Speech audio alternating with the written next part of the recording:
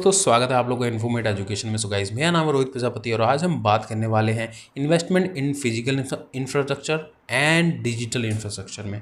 ठीक है, समझते हैं बारी बारी से क्या क्या चीज़ें होती है। Physical infrastructure includes roads, bridges, railways, ports, airport, water supply system and energy facilities in any country. ठीक है, एक देश में ये सबसे ज़्यादा इंपॉर्टेंट चीज़ें हैं एक देश को चलाने के लिए। अगर ये चीज़ें ना हो तो ओवरऑल जो इकोनॉमिक एक्टिविटी है या फिर इकोनॉमिक ग्रोथ है किसी भी देश की बहुत ही ज़्यादा स्लो हो जाएगी। ठीक है, it is essential for economic movement of goods, services and people. जो भी गुड्स एंड सर्विसेज देश में बन रहे हैं उसको एक जगह से दूसरी जगह पे मूव करने के लिए ये बहुत ज़्यादा ज़रूरी है। और साथ साथ पीपल, बिना लोगों के मूवमेंट के एक आदमी एक जगह से दूसरी जगह नहीं जा सकता। सोचो कि आप मान लो कहीं के रहने वाले हो, वो एग्जाम्पल के तौर पे मान लो आप मध्य प्रदेश के रहने वाले हो।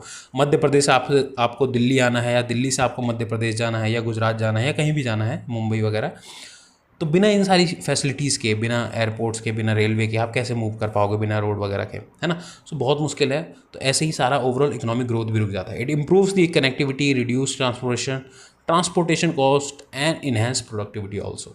सो बहुत इंपॉर्टेंट है। की एरियाज ऑफ इन्वेस्टमेंट क्या क्या हो सकते हैं? देखो, ट्रांसपोर्टेशन में construction and maintenance of highways, bridges, railways, ports and airports, improving public transportation system to reduce the congestion and population. So this is very की एरिया जहाँ पर कोई भी इन्वेस्टमेंट करी जा सकती है किसी गवर्नमेंट के द्वारा या फिर चाहो तो पब्लिक प्राइवेट पार्टनरशिप के थ्रू भी करवाई जा सकती है। ठीक है, ट्रांसपोर्टेशन हो गया। Second thing is energy. अपने कंट्री का ही एग्जांपल लिया जाए, इंडिया, इतनी आबादी है और हर किसी को एनर्जी का कंजप्शन करना ही है। इलेक्ट्रिसिटी एक एनर्जी है। डेली आप जो खाना बनाते हो वो कैसे बनाते हो, है ना। गैस सिलेंडर वगैरह जो है वो भी एक तरह का फ्यूल ही है गैस के तौर पे, है ना, वो भी एक तरह की एनर्जी है। और आप मान लो गाड़ी चला रहे हो, कार चला रहे हो, उसमें भी जो पेट्रोल या डीजल डल रहा है वो भी एनर्जी है। या फिर बैटरीज़ वाली इलेक्ट्रिक आजकल आ गई हैं, तो वो भी कहीं ना कहीं से चार्ज हो रही हैं, तो बिजली से चार्ज हो रही है, तो बिजली कैसे जनरेट होगा, वो भी एनर्जी है। तो बिना एनर्जी के एक देश सस्टेन नहीं कर सकता, है ना, खासतौर पे आज के समय में। तो development of power plants, renewable energies like solar, wind, hydro and energy distribution network is very important. आपने नाम सुना होगा, एक कंपनी है पावर ग्रिड, जो कि गवर्नमेंट की कंपनी है। पावर ग्रिड क्या करती है? एक तरह से ओवरऑल पूरे देश में जो नेटवर्क उन्होंने बिछा रखा है कि भाई बिजली को एक जगह से दूसरे स्टेट में या दूसरे स्टेट से तीसरे स्टेट में या फिर सिटीज़ में कैसे लेके जाना है। तो ऐसे ही और भी बहुत सारे प्राइवेट कंपनीज़ भी हैं जो कि इन सब चीज़ों के ऊपर फोकस करती हैं। तो वो आ जाता है डिस्ट्रीब्यूशन नेटवर्क ऑफ एनर्जी। अब ये तो बिजली की बात हुई, और भी बहुत सारी एनर्जी सोर्सेज हैं जैसा कि मैंने बताया, तो उन चीज़ों पे भी फोकस किया जाता है। तो यहाँ पे भी इन्वेस्टमेंट हो सकती है। Upgrading existing energy infrastructure to improve the efficiency and reliability also. ठीक है, फिर आ जाता है क्या चीज़ हो जाएगा, वाटर सप्लाई एंड सैनिटेशन। देखो, साफ़ पानी, खास तौर पे जो हमारे देश के बड़े बड़े शहर हैं वहाँ पर साफ़ पानी की बहुत ज़्यादा दिक्कत रहती है। सो इस चीज़ में भी इन्वेस्टमेंट की जा सकती है, like building and maintaining water treatment plants, है ना। आपने देखा होगा यमुना नदी, और भी जो कई नदियाँ हैं हमारे देश में, गंगा, यमुना, या फिर और भी बहुत सारी जो नदियाँ हैं जो कि गंदी हैं आज के टाइम में। किस कारण गंदी हो रही हैं वो? वहाँ पे काफ़ी ज़्यादा जो वेस्ट निकलता है शहरों से, है ना, और वो सीधे डायरेक्ट डाल दिया जाता है विदाउट एनी ट्रीटमेंट। तो यहाँ पे ट्रीटमेंट प्लांट लगाया जा सकता है ताकि उसको, जो गंदा पानी है उसको रिफ़ाइन कर दिया जाए, और ताकि कम से कम इतना बना दिया जाए कि हाँ, वो अगर नदी में जाता भी है तो उतना पॉल्यूट नहीं करेगा, बहुत ही माइनर पॉल्यूशन करे। ठीक है, तो वहाँ तक लाया जाए। ठीक है, पाइपलाइंस हो गई, सीवेज सिस्टम बनाया जाए। अच्छा, तो ये सारी चीज़ों पर वर्क किया जा सकता है। Ensuring access to clean drinking water. आज भी दिल्ली वगैरह में पानी की बड़ी दिक्कत है। लोगों को बहुत सारे ड्राम्स वगैरह रखने पड़ते हैं, बड़े बड़े डिब्बे रखने पड़ते हैं जिसमें पानी कई कई दिनों तक स्टोर करना पड़ता है और उसका इस्तेमाल किया जाता है। तो ये सारी चीज़ें, इन पे फोकस किया जा सकता है। प्रॉपर सैनिटेशन फैसिलिटीज़ बनाई जा सकती हैं। तो these are some of the important points. फिर रह जाता है urban infrastructure, very important. Urban infrastructure, शहरी इंफ्रास्ट्रक्चर को डेवलप करना। डेवलपमेंट ऑफ स्मार्ट सिटीज़, आज के टाइम में या फिर काफ़ी समय से आप सुनते आ रहे हो, स्मार्ट सिटीज़ डेवलप होनी चाहिए। मॉडर्न अमेनिटीज़ जहाँ पर होती हैं, एफिशिएंट सर्विसेज होती हैं। Investment in housing, health care facilities, schools, recreational areas, fire safety, health safety, education facilities, इन सारी चीज़ों के ऊपर फोकस किया जाता है। और ग्रीनर सिटी बनाई जाए, फटाफट सारी सुविधाएं आपको मिल जाएं। वन कॉल करो, फटाफट हॉस्पिटल से कोई भी एम्बुलेंस आ जाए। वन कॉल करो, अगर कोई फायर इमरजेंसी है तो फटाफट आ जाए। तो एक तरह से क्या है, स्मार्ट सिटी है। इंटरनेट से लेकर हर तरह की सुविधा है, बैंकिंग सुविधा, हर तरह की फास्ट ऑन अ टिप हर चीज़ की अवेलेबिलिटी है, तो वो एक तरह से समझ लो ये स्मार्ट सिटी में कैलकुलेट होता है। तो इन सारी जगहों पे फोकस किया जा सकता है और एक ओवरऑल अच्छे शहर, अच्छे राज्य बनाए जा सकते हैं। ठीक है, बेनिफिट्स क्या हैं इसके? Enhanced economic productivity and competitiveness. आज के टाइम में जो ग्लोबलाइजेशन हो रहा है, ओवरऑल जो डेवलप्ड इकनॉमी है, डेवलप्ड कंट्रीज़ हैं, उनसे compete करना, अगर हम ऐसी स्मार्ट सिटी हमारे देश में होंगी तो उनसे हम compete ईजिली कर पाएंगे, अच्छे प्रोडक्ट बना पाएंगे, अच्छे मैन्युफैक्चरिंग एरियाज़ बना पाएंगे, स्पेशल इकोनॉमिक जोन बना पाएंगे। तो क्यों नहीं compete कर पाएंगे हम लोग उनसे? डेफिनेटली कर पाएंगे। Improved quality of life for citizens. अब जब इकोनॉमिक डेवलपमेंट होगा तो लोगों के पास पैसे आएंगे, पर कैपिटा इनकम बढ़ेगा, पर कैपिटा इनकम बढ़ेगा तो लोगों के पास पैसा ज़्यादा बचत होगी, बचत होगी तो लोगों के पास डिस्पोजेबल इनकम होगी, और लोग खर्च कर पाएंगे जो भी उनकी ओवरऑल ज़रूरत है, एक अच्छा लाइफ जी पाएंगे, ओवरऑल हेल्थ केयर फैसिलिटी पे खर्चा कर पाएंगे, एजुकेशन पे खर्चा कर पाएंगे, और स्टैंडर्ड ऑफ लिविंग ओवरऑल बढ़ेगा, अच्छा खाना खा पाएंगे वगैरह वगैरह। तो ये सारी चीज़ हो गई। इंक्रीज फॉरेन डायरेक्ट इन्वेस्टमेंट, एफडीआईज बढ़ेगा एंड बिजनेस अपॉर्चुनिटीज़ बढ़ेंगी। डेफिनेटली इन्वेस्टमेंट होता है इंफ्रास्ट्रक्चर के ऊपर, तो डेफिनेटली बाहर से भी पैसा आएगा, बाहर के लोग भी चाहेंगे कि भाई ये देश ग्रो कर रहा है, यहाँ पे पैसा डालो, यहाँ की गवर्नमेंट अपने देश पे भरोसा करके अपने देश का इंफ्रास्ट्रक्चर डेवलप कर रही है, तो बाहर के लोग भी डेफिनेटली भरोसा दिखाने लगेंगे आपके देश पे। Better resilience to natural disaster and climate change. अगर एक देश का अच्छा इंफ्रास्ट्रक्चर है तो ओवरऑल जो भी नेचुरल डिजास्टर्स आते हैं, तूफान हो गए, बड़े बड़े सुनामीज वगैरह हो गए, तो वहाँ से उन चीज़ों से लड़ने में आसानी से मदद मिलता है, फटाफट वो देश रिकवर कर जाता है। देन नेक्स्ट थिंग आ जाती है जो कि है, क्या है? Digital infrastructure. आज के समय में कुछ सालों से आपने बहुत ज़्यादा देखा होगा, इंटरनेट का रिवोल्यूशन सा आ गया है ओवरऑल इंडिया में, तो हमने खास तौर पे ऑब्जर्व किया है। Right now you are also watching this video on YouTube which is running by internet, है ना। तो इंटरनेट का रिवोल्यूशन है। आज के टाइम में इंटरनेट भी बहुत अच्छा खासा सस्ता हो गया है, पहले के मुकाबले तो ज़रूर कहूँगा कि मैं सस्ता हो चुका है। ठीक है, पहले तो समझ लो कि बहुत बुरा हाल था भाई मैंने भी ऑब्जर्व कर रखा है और हमने भी झेला है, सबने झेला है एक खैर तौर से। तो आज के टाइम में इंटरनेट की काफ़ी अच्छी एक्सेसिबिलिटी है, तो एक तरह से डिजिटल इंफ्रास्ट्रक्चर बनाया जा सकता है और बन ही चुका है काफ़ी अच्छा, और भी ज़्यादा बनने वाला है। एआई वगैरह का रिवोल्यूशन तो हो ही रहा है। तो डिजिटल इंफ्रास्ट्रक्चर है क्या, समझते हैं। Digital infrastructure includes broadband networks, है ना, वाईफाई की जो सर्विसेज होती है, डेटा सेंटर्स ओवरऑल देश में बनना। आज के टाइम बहुत सारी न्यूज़ आप सुनते होंगे कि डेटा सेंटर अपने देश में भी बनाए जा रहे हैं। क्लाउड कंप्यूटिंग हो गया, साइबर सिक्योरिटी सिस्टम हो गए, डिजिटल प्लेटफॉर्म हो गए। साइबर सिक्योरिटी बहुत ज़्यादा इंपॉर्टेंट है, इतना ज़्यादा डिजिटल डेटा हो गया है और वेबसाइट्स हैं, तो उनकी सिक्योरिटी भी तो ज़रूरी है। ओवरऑल लोगों का जो डेटा है वो चोरी ना हो जाए, उसको भी बचाना ज़रूरी है।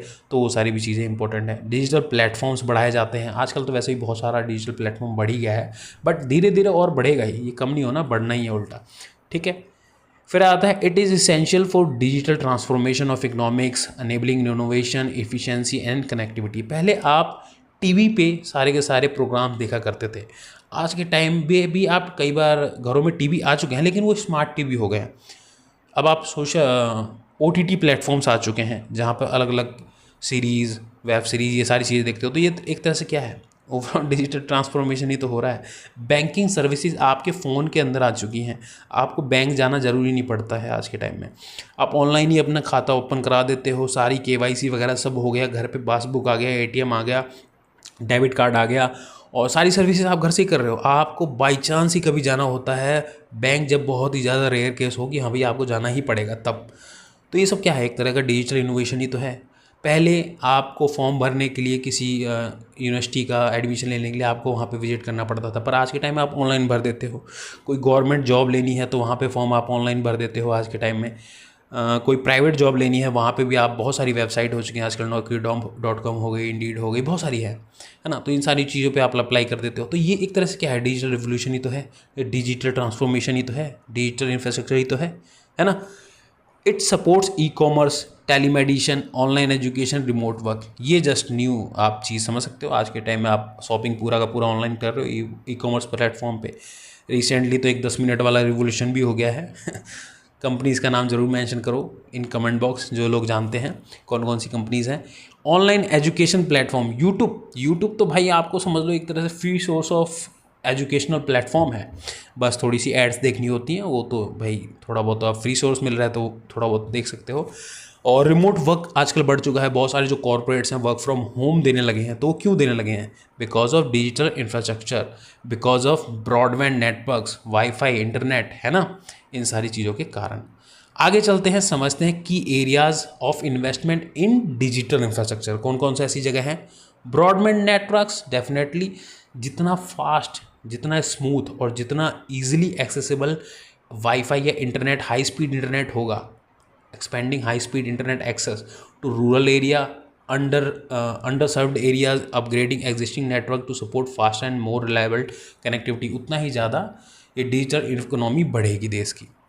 आज के टाइम में शहरों में तो ऑलमोस्ट ब्रॉडबैंड काफ़ी ठीक ठाक फैल गया है, और भी बढ़ेगा, धीरे धीरे बढ़ना ही चाहिए।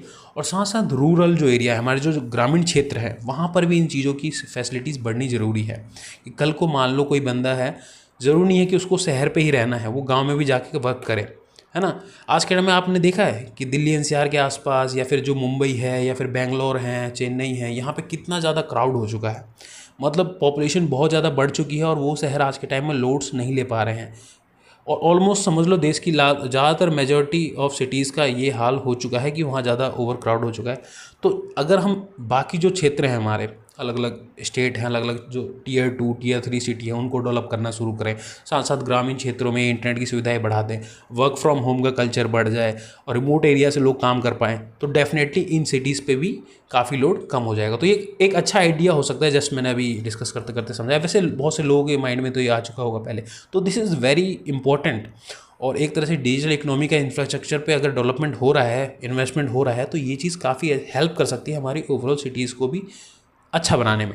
Data centre and cloud computing very important. बिना डेटा के, data is a new economy, oil जैसे तेल होता था ना गाड़ियों के लिए, पेट्रोल एंड डीजल, वैसे समझ लो data is new oil to run a country.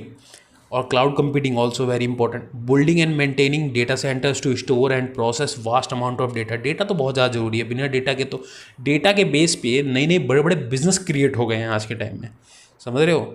Just research करो, इंटरनेट पे देखो कि कौन कौन से ऐसे रिसेंट में जो बिजनेसेस हैं वो डेटा के, जस्ट डेटा को एनालाइज करके क्रिएट कर दिए गए हैं। आपको बहुत कुछ जानने को मिलेगा। Promoting cloud computing services to enhance scalability and accessibility. Cloud computing के थ्रू स्केलेबल किया जा सकता है किसी भी बिजनेस को। साइबर सिक्योरिटी हो गया, वो तो बहुत ज़्यादा जरूरी है। सारा कुछ जब डिजिटल इंफ्रास्ट्रक्चर पर आ रहा है तो उसकी सेफ्टी का कौन ध्यान रखेगा? साइबर सिक्योरिटीज एक्सपर्ट्स, है ना। फिर आता है digital platforms. Developing and supporting digital platforms, for example e commerce, e governance, telemedicine, online education are very important.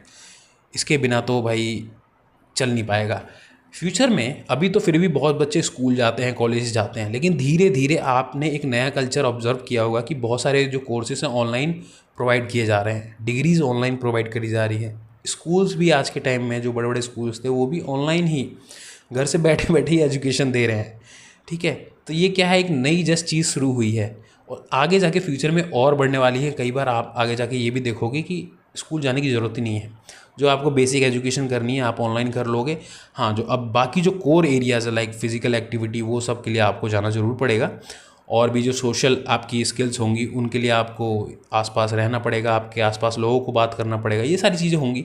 But schools जाना उतना कम हो जाएगा, मे बी कुछ रहेगा, ये नहीं कहूँगा कि बिल्कुल ख़त्म हो जाएगा, लेकिन बिल्कुल ये चीज़ें थोड़ी बहुत कम होने लगेंगी ये, और आप ये डिजिटल ट्रांसफॉर्मेशन ज़्यादा देखोगे। Encouraging the adoption of digital tools technologies in various sector. तो ये कुछ एरियाज़ हैं जहाँ पर इन्वेस्टमेंट की जा सकती है और ज़रूर करनी चाहिए। बेनिफिट्स क्या रहेंगे? Increase innovation and technological advancement, enhance connectivity and access to information for everyone. सब लोग लगभग एक्सेस कर पाएंगे। मान लो इंटरनेट की कनेक्टिविटी लगभग सबके पास आ गई तो सब लोग एक्सेस कर पाएंगे। Improved efficiency and productivity in various industries, greater inclusivity and opportunity for remote work and learning. Remote work का तो डेफिनेटली मैं कह रहा हूँ कि शहरों से बहुत लोड कम हो जाएगा अगर गांव के क्षेत्र में भी इंटरनेट बढ़ा दिया जाए, और साथ साथ रिमोट वर्क का कल्चर को प्रमोट किया जाए, वर्क फ्रॉम होम को प्रमोट किया जाए तो, ठीक है। तो these are some of the benefits. So आशा करता हूँ इस वीडियो से बहुत ही अच्छी जानकारी मिली होगी आपको। और कुछ अगर आपके पास आइडियाज़ हों तो ज़रूर कमेंट बॉक्स में बताइए, और कुछ अगर आपके पास क्वेश्चंस हों, कुछ ऐसे टॉपिक्स हों जिसके बारे में आप समझना चाहते हो, पढ़ना चाहते हो, तो जस्ट पिंग कीजिए इस कमेंट बॉक्स में।